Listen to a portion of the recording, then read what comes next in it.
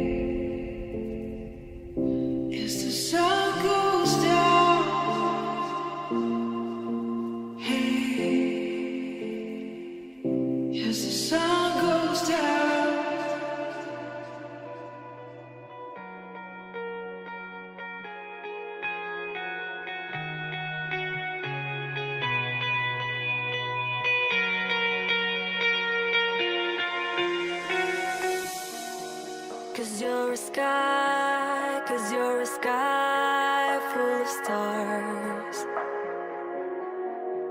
I'm gonna give you my heart. Cause you're a sky full of stars. Cause you light up the path.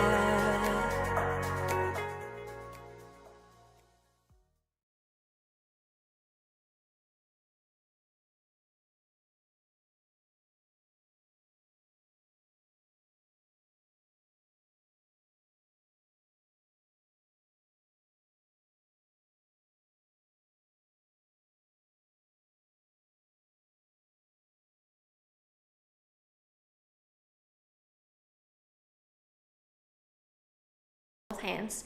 And now I'm gonna say some phrases related to the English language. And for each phrase that you feel connected, you're gonna put a finger down. Por cada frase que yo diga que ustedes sienten que están relacionados, van a poner un dedo abajo hasta que nos quedemos sin dedos eventualmente. Now, put a finger down if you have ever struggled with English pronunciation. Si alguna vez se les ha hecho difícil la pronunciación en el idioma inglés. Put a finger down if you have ever mixed English and Spanish words. Si alguna vez se les han confundido las palabras en inglés o en español. Put a finger down if you have ever felt unsure about using English grammar correctly. Si alguna vez se han sentido inseguros de tener la gramática del inglés correctamente. Put a finger down if you have ever been afraid of making mistakes while speaking English. Si alguna vez se han sentido con miedo o ansiosos de tener algún error en el idioma inglés. Put a finger down if you have ever hesitated about speaking in English with a group. Si tal vez en sus clases de inglés tenían miedo de ser los que tenían que hablar en público. Put a finger down if you have ever felt frustrated while learning English. Si alguna vez se han sentido frustrados de tener que aprender inglés, tal vez en sus trabajos, en sus colegios, universidades, put a finger down. Put a finger down if you have tried to use online tools. Si alguna vez han tenido que utilizar Duolingo, Open English o cualquier otras cosas para poder aprender inglés. Put a finger down. Put a finger down if you have ever misunderstood the meaning of an English word. Si alguna vez se han confundido del significado de una palabra y ha sido muy vergonzoso. Put a finger down. Put a finger down if you have ever wished English was easier to understand. Si alguna vez han deseado que el inglés sea más fácil para aprender. Put a finger down. Put a finger down if you have ever wanted to learn English but you couldn't. Si alguna vez han deseado de verdad aprender inglés pero nunca pudieron. Now, I'm going to teach you how in a very, very easy tool that we're going to talk about today. Okay?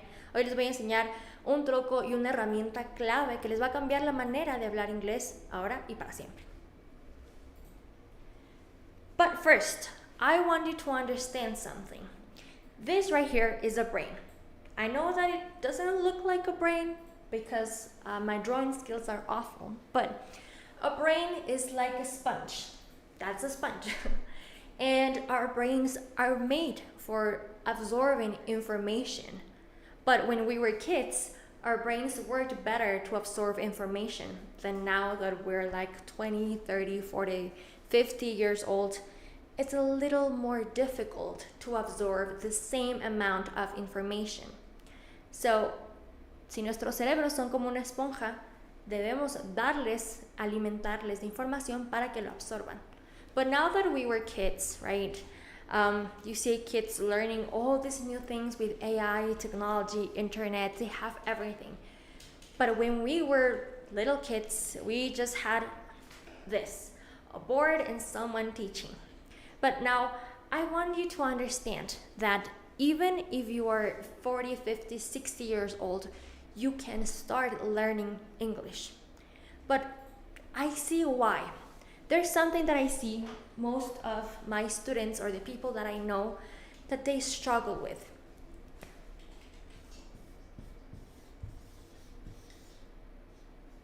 And that is fear. We are afraid. We are afraid of making mistakes. We're afraid of not learning. We're afraid of feeling frustrated, right? That's why we did the little exercise. Most of us are gonna feel related because we are afraid. Muchos de nosotros tenemos miedo de hablar en público en inglés porque nos vamos a equivocar. So that's what we have to change right now. Fear. Let's put the fear outside, put it in the door frame. Just put it out of your mind right now. We don't have any fear. We're here to learn. Also, another thing that most people tell me is that they have no idea how to start. How do I start learning if no one actually told me how? So, I don't have any tools, okay?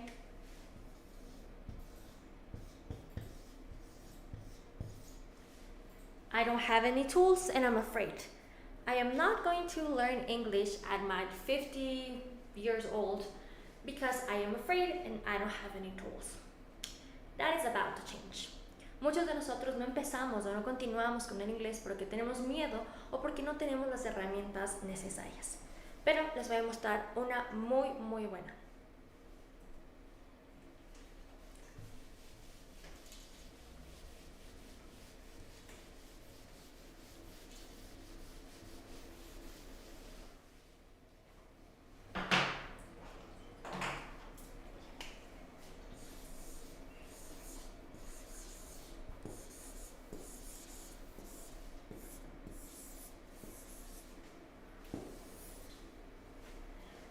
We are going to learn today about cognates. What are cognates? Maybe you have never heard that word in your life. Maybe you don't know what it means. So we're gonna learn what is a cognate. What is this? And why is it important? Trust me, it's gonna be more important than you think.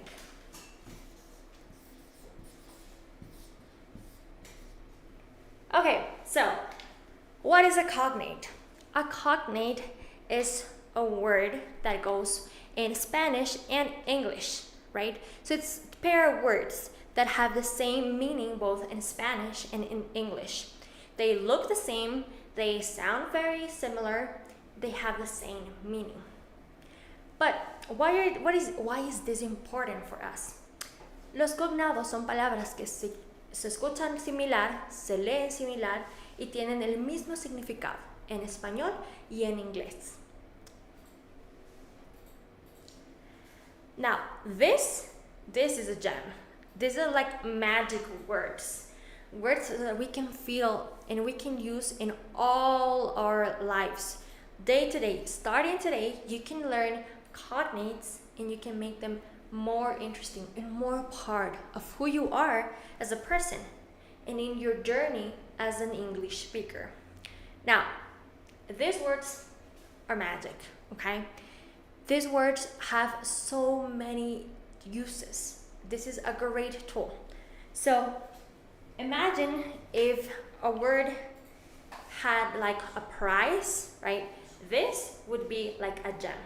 Estas palabras son como palabras mágicas, son como una joya que nosotros podemos aprender para mejorar nuestra parte de vocabulario en inglés. So if I was going to put them a number, I would say these are so luxurious. They earn so much, they win you so much. You can be rich in vocabulary by just knowing what cognates are. Okay, but let's make some examples, right? And if you're here watching the video, I want you to put in the chat if you have any idea of what a cognate may look like. So write it down in the chat. We're gonna be reading to those, right?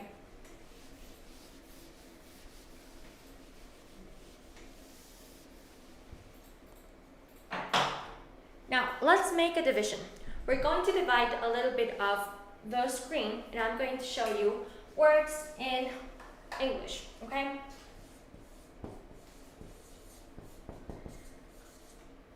English words.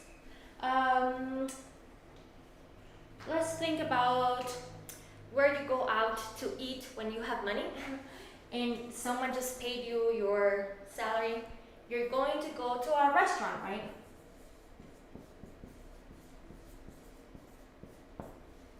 To a restaurant. Okay, let's see that you got 10 over 10 in your exam. That means you're very intelligent.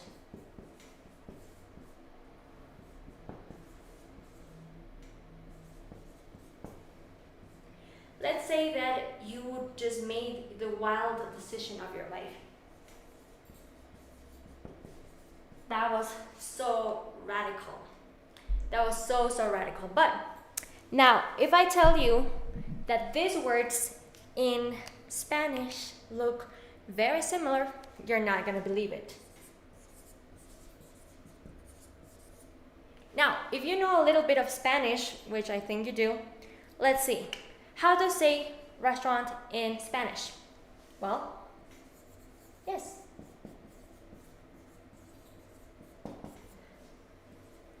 Restaurante.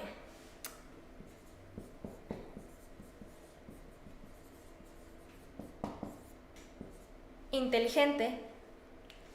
Do you see this? You have the word restaurant, which is very similar to restaurante.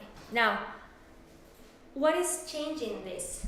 The change in this is pronunciation. Well, yes, you do have a little E there, but the main idea is the pronunciation. Intelligent, inteligente. It really does sound very similar. Now, let's see the word radical.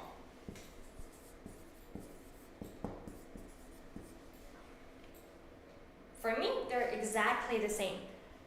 The only thing that changes, radical, radical. The same thing. But what about the meaning?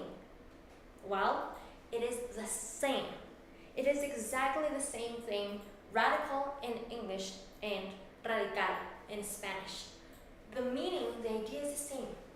Los cognados son palabras que nos permiten intercomunicarnos en ambos idiomas para poder aprender más vocabulario en cualquier idioma.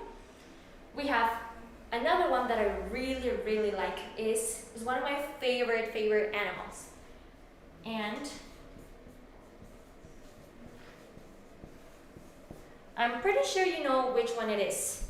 It is an elephant, right?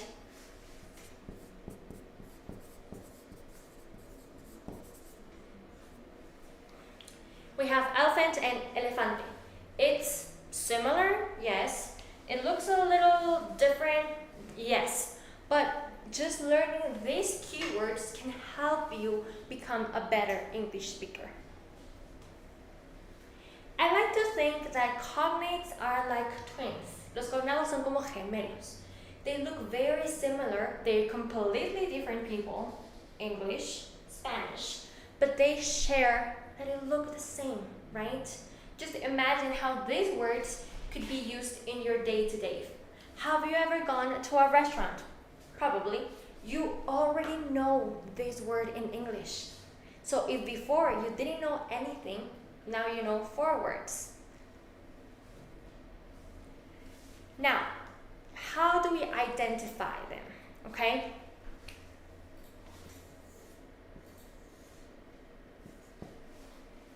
¿Cómo identificamos un cognado? Lo primero que debemos hacer es mostrar la similaridad del significado. The restaurant and restaurante. Restaurant, a house that you go to eat. Restaurante, un lugar donde vas a comer. The same thing. That's how we identify a cognate, right? What else? We talk about context. I love that word.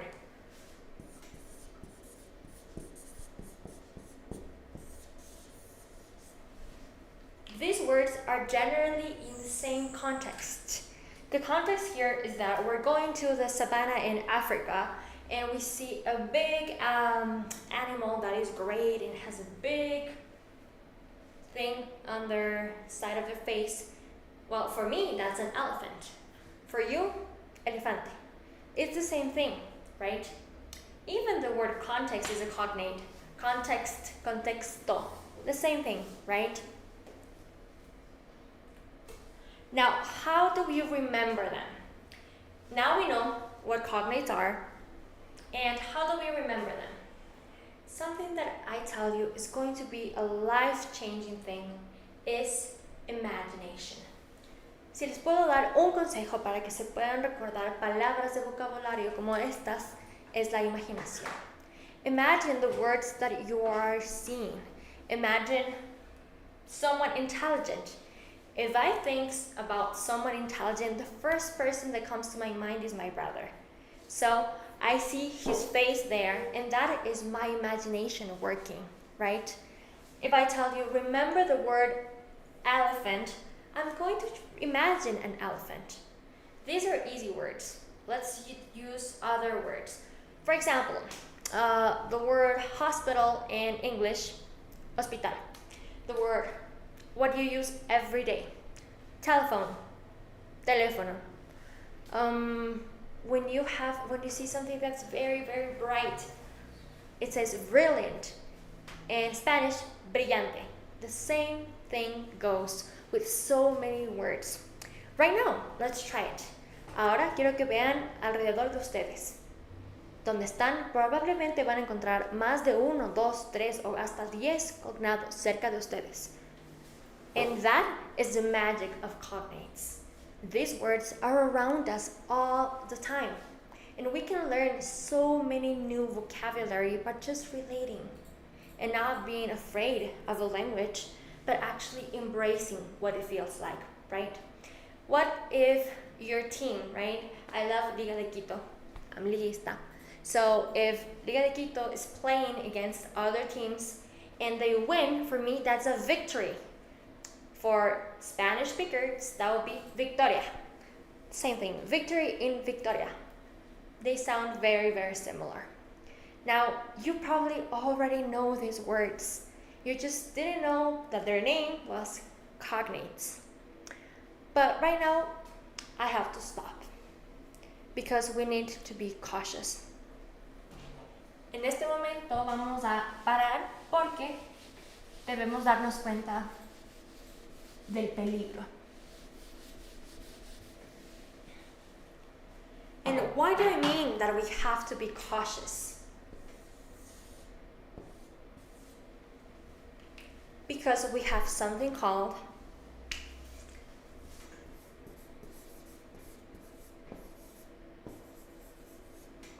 the false cognates. What are false cognates? Well, today, cognates are your new best friend. And cognates are going to become something that you do in your life over and over again. But cognates right now are going to become a little bit more difficult to manage. We're going to talk about your enemies. Si ahora los cognados son tus mejores amigos, los falsos cognados van a ser tus enemigos. Pero vamos a identificar cómo se ve un cognado que es falso. I want you to imagine your best friend who is married and is expecting to have a baby. Quiero que se imaginen a sus mamás, a sus hermanas, su tía, su abuela, cualquier persona que está esperando un bebé. Y probablemente van a decir, ok, pero ¿por qué? Now, how do we call someone who is expecting a baby in English? If you know, put it in the chat. How do you say that? Maybe, is this the word that we're gonna use? I'm gonna use another marker because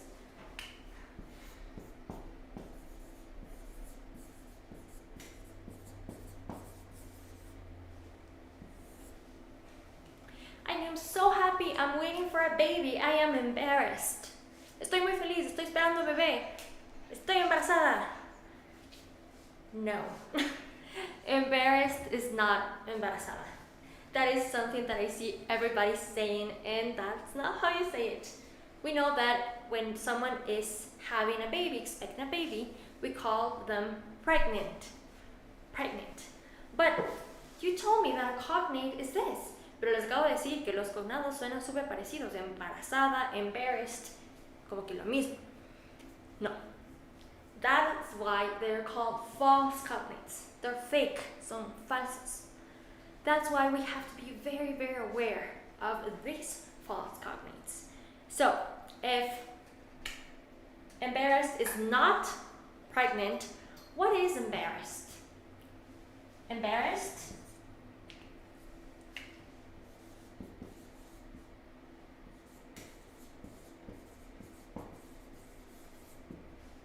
That is what embarrassed means, avergonzado.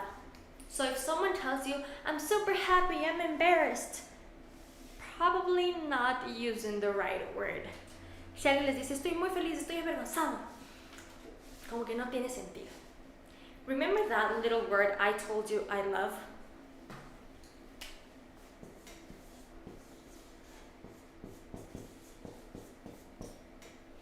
This word is gonna save you from many, many mistakes.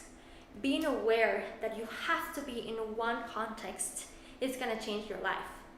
Saber qué contexto estamos hablando nos va a ayudar a identificar a nuestros futuros enemigos, los falsos cognados. Now, we have some other false cognates. One that I really like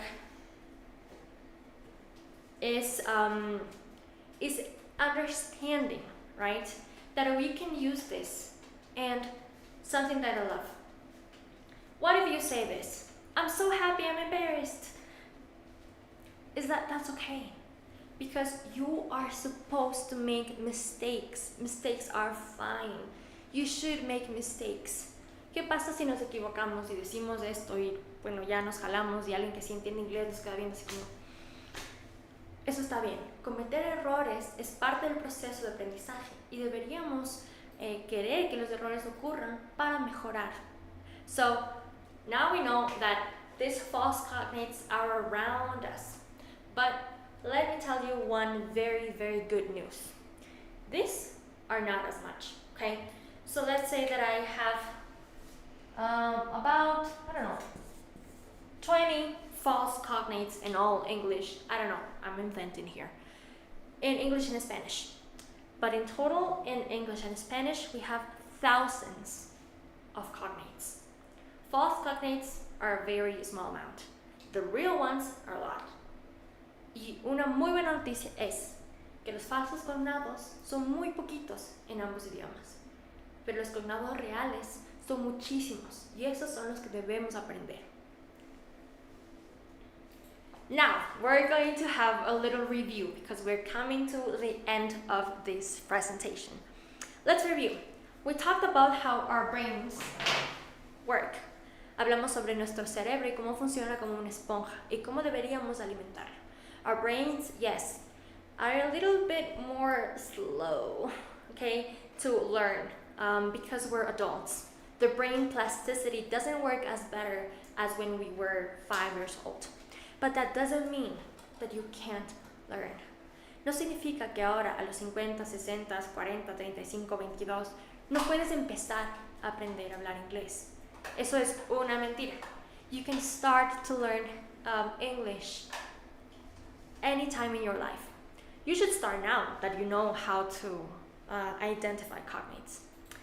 Then we talked about cognates. Hablamos sobre esta herramienta tan poderosa que les acabo de entregar, los cognados, que nos ayuda a identificar palabras que significan lo mismo en español y en inglés, y solo cambia la pronunciación, un poquito de la escritura, y acabamos de entender cómo estas palabras pueden ayudarnos a saber muchísimo más de lo que sabíamos de inglés. We also talked about everyday examples. I'm gonna give you one.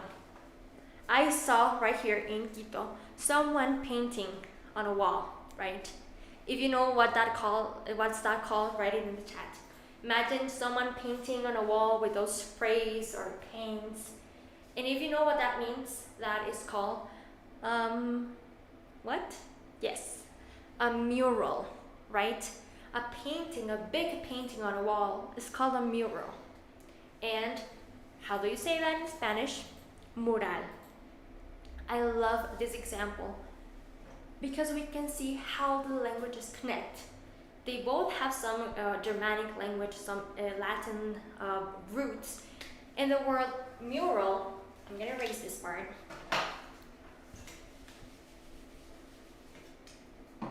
The word mural, mural, comes from the word muro. And if you know something about English, is this is a wall. Now, if you ask me, wall and muro, they don't sound similar. But mural and mural, they do. That means that we can share the same link between languages in this. Now, we talked about false cognates and how to do them.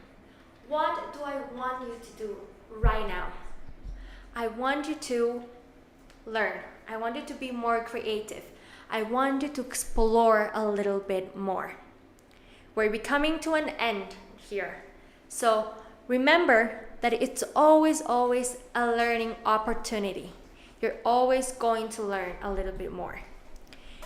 In a day-to-day activity, look around for cognates and you're going to find that English is easy to understand. Ahora, su trabajo es todos los días buscar y estar pendientes de lo que puede ser un cognado y así van a aprender muchísimo más de lo que es el inglés. That for me has been all. Thank you so much for your attention and I would love for you to start learning because everybody can learn. Todos pueden aprender. Incluso si ya estamos un poquito más avanzados de edad, todos podemos aprender. Thank you so much. She sees them walking in a straight line. That's not really her style. And they all got the same heartbeat, but hers is falling behind. Nothing in this world could ever bring them down. Yeah, they're invincible, and she just in the background. And she says, I wish that I could be like the cool kids, 'cause all the cool kids, they seem to fit in.